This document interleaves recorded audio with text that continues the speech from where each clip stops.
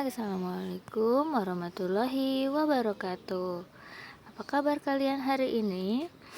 Semoga kita semua dalam keadaan sehat ya. Sebelum belajar, kita berdoa terlebih dahulu ya. Silahkan kalian berdoa terlebih dahulu menurut kepercayaan kalian masing-masing. Nah, sekarang siapkan buku pelajaran kalian supaya kita siap untuk belajar. Sudah siap? Ayo kita mulai. Nah, mengenal bagian-bagian tumbuhan. Kalian, di sekitar kalian pasti banyak tumbuhan atau tanaman yang hidup. Mereka memiliki bagian-bagian. Seperti kita yang memiliki bagian-bagian tubuh, mereka pun juga memiliki bagian-bagian tumbuhan. Yang biasa terlihat ada daun, bunga, biji, batang, dan akar. Bisa kalian lihat di gambar ya. Nah, kita bahas satu persatu. Yang pertama, ada akar. Akar merupakan bagian tumbuhan yang biasanya berada di dalam tanah. Nah, tapi tidak semua tumbuhan akarnya ada dalam tanah. Ada juga tumbuhan yang akarnya keluar dari tanah atau ada di atas tanah. Seperti yang ada di gambar yang bawah. Itu ada akarnya yang sampai terlihat keluar di atas tanah. Fungsi akar adalah menyerap air, menyerap bahan makanan dari tanah untuk tumbuhan, membuat tumbuhan berdiri kuat, serta menyimpan cadangan makanan. Ini terjadi pada wortel atau singkong. Jadi yang akarnya besar-besar, yang akarnya suka bisa dikonsumsi, itu sebenarnya mereka menyimpan cadangan makanan untuk mereka sendiri. Jenis akar. Jenis akar ada dua ya anak-anak. Ada yang akarnya serabut dan ada yang namanya akar tunggal. Nah, kita bahas satu persatu. Akar serabut bisa kalian lihat di gambarnya. Ciri-cirinya tidak memiliki akar utama. Lihat, tidak ada akar yang besar sendiri, semuanya ukurannya sama. Kecil-kecil, kemudian halus, sangat-sangat halus akarnya, jumlahnya juga banyak. Ukuran akar dari pangkal hingga ujung itu sama. Terdapat pada tumbuhan berbiji berkeping satu atau monokotil. Contoh tumbuhan-tumbuhan yang akarnya serabut ada kelapa, jagung, bawang, singkong, dan padi. Kemudian yang kedua ada akar tunggang. Akar tunggang ciri-cirinya adalah dia memiliki akar utama yang bercabang-cabang.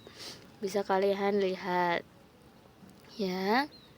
Ukurannya besar, jumlahnya sedikit. Jadi ada satu akar utama yang ukurannya besar. Kemudian ada akar-akar kecil-kecil di sekitarnya. Jumlah akar kalau akar tunggang itu sedikit, tidak sebanyak akar serabut. Arah akar itu lurus masuk ke dalam tanah. Terdapat pada tumbuhan berkeping dua atau dikotil. Contoh tanaman atau tumbuhan yang memiliki akar tunggang adalah pohon apel, pohon jeruk, pohon mangga, rambutan, dan sawo. Sekarang ada batang. Batang ini adalah bagian yang paling mudah terlihat. Seperti yang ada di gambar ya, batang pohon adalah bagian tumbuhan yang berada di atas tanah. Fungsinya adalah tempat tumbuhnya daun, bunga, dan buah.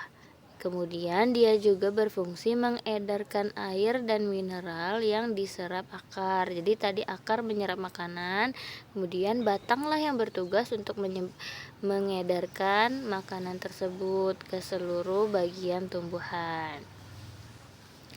Kemudian ada lagi bagian namanya daun. daun ini juga banyak dimanfaatkan ya oleh kita.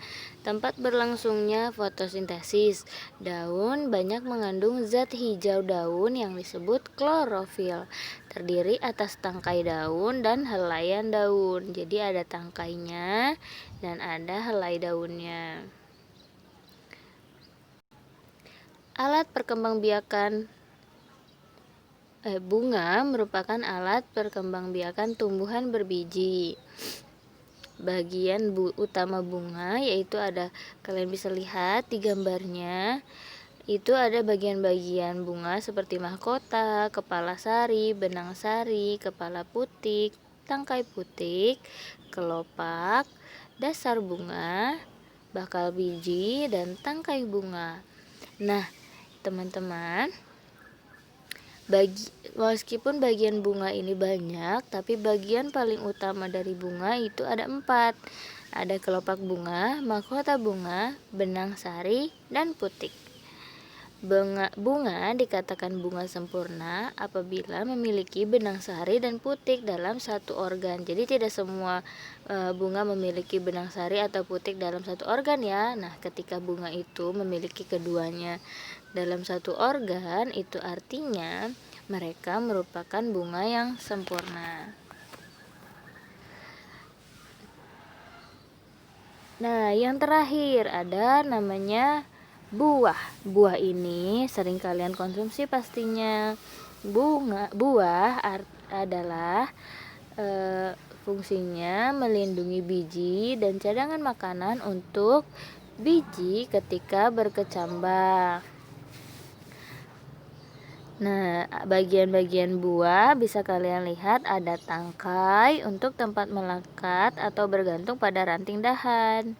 Ada kulit buah, merupakan lapisan paling luar untuk melindungi buah. Kemudian ada daging buah yang merupakan bagian buah yang dapat dimakan. Kemudian ada biji di bagian dalam, bagian tumbuhan yang berada di dalam buah. Nah, ini ada satu bagian lagi namanya biji. Biji biasanya terletak di dalam buahnya ya. Biji merupakan hasil dari pembuahan yang terjadi sebagai akibat penyerbukan serbuk sari dan sel telur pada putik. Biji memiliki keping. Jadi biji ini memiliki keping. Ada 2 jenis keping. Ada berkeping 1 disebut monokotil dan biji berkeping 2 disebut dikotil. Berkeping itu maksudnya bijinya ada dua potongan. Kalau misalnya kalian suka perhatikan, ada beberapa biji yang tidak bisa dibelah, ada juga yang ada belahannya ya, itu namanya berkeping 2. Biji berkeping 1 terdapat pada jagung, padi, rumput, dan tebu.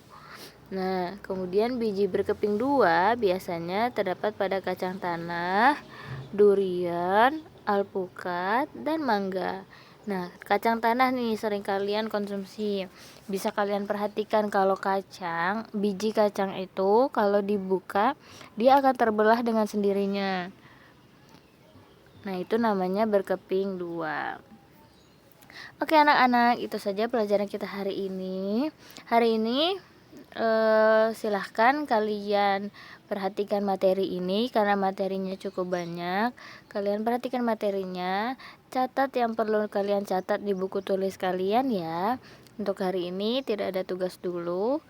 Tugasnya adalah kalian hafalkan bagian-bagian tumbuhan ini. Kalau misalnya ada yang perlu dicatat ke buku tulis kalian, catat materi ini ke buku tulis kalian. Oke anak-anak, assalamualaikum warahmatullahi wabarakatuh.